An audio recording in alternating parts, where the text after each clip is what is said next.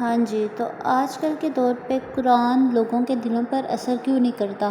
وہ لوگ پڑھتے بھی ہیں بٹ ان کو سکون نہیں ملتا، ان کو سمجھ نہیں لگتی، ایسا کیوں ہے؟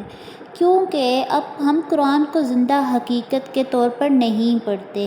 یہ ایک مقدس کتاب ضرور ہے، مگر ہمارا خیال ہے کہ یہ ہمیں صرف ماضی کی باتیں بتاتی ہے، کافروں کے بارے میں، مسلمانوں کے بارے میں، عیسائیوں اور یہودیوں کے بارے میں، مومنوں اور منافقین کے بارے میں، وہ جو کسی زمانے میں ہوتے تھے۔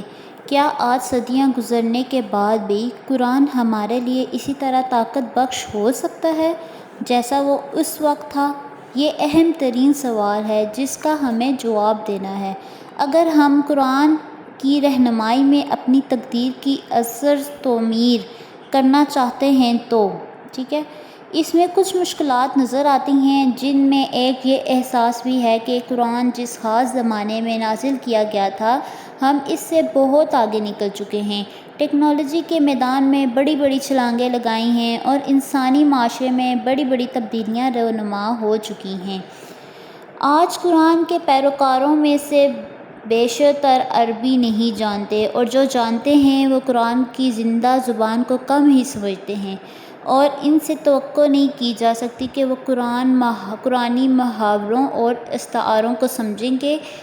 لیکن اس کے اپنے دعووں کے مطابق اس کی ہدایت تمام انسانوں اور تمام زمانوں کے لیے ہمیشہ کے لیے ہے، اس لیے کہ یہ ہمیشہ رہنے والے خدا کی طرف سے ہے۔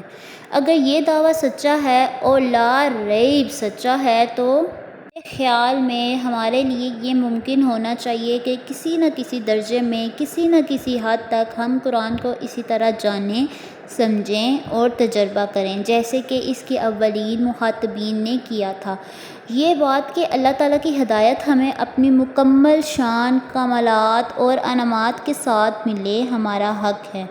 دوسرے الفاظ میں، قرآن کے زمان و مکان کے لیے ایک خاص لمحے میں، ایک خاص زبان میں نزول کے تاریخی واقعہ کے باوجود، ہمیں قرآن کو اب اسی وقت نازل ہوتا ہوا محسوس کرنا چاہیے، اور ہمارے لیے یہ ممکن ہونا چاہیے کہ اس کے پیغام کو اپنی زندگی کا اسی طرح حقیقی حصہ بنا لیں جس طرح کہ اس پر ایمان لانے والے اولین لوگوں نے بنایا تھا، اور اپنے تمام وجود، حالات اور پریشانیوں میں فوری اور مکمل رہنمائی اسی طرح اس سے پائیں۔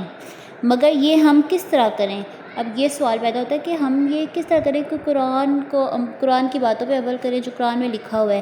یہ میں آپ لوگوں کو نیکسٹ ویڈیو میں بتاتی ہوں۔ تھینک یو سو مچ۔ امید کرتی ہوں آپ کو میری ویڈیوز سمجھ میں آئیں گی اور آپ لوگ اس پر عمل کریں گے۔